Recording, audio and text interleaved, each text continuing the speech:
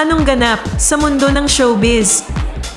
Viral ang reaksyon ng singer na si Angeline Quinto sa reunion movie ng real-life couple na sina Dingdong Dantes at Marian Rivera under Star Cinema.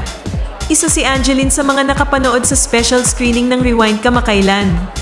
Ang Rewind ay comeback movie ng kapuso primetime king and queen at real-life showbiz royalty couple na sina Dingdong Dantes at Marian Rivera.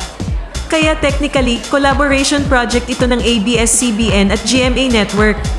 Ito ang unang beses na nagsama ang dalawa sa isang pelikula na ginawan pa ng movie ng karibal ng kanilang home network na ABS-CBN.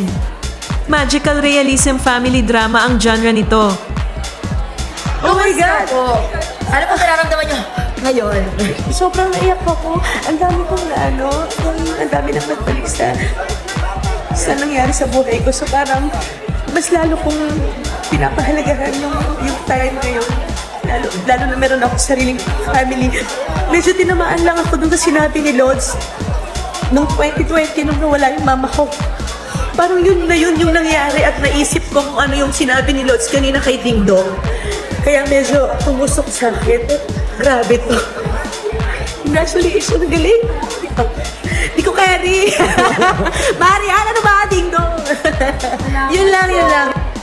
Kung nagustuhan mo ang content na ito, huwag kalimutang mag-subscribe at i-click ang share, like, at mag-comment ng inyong opinion.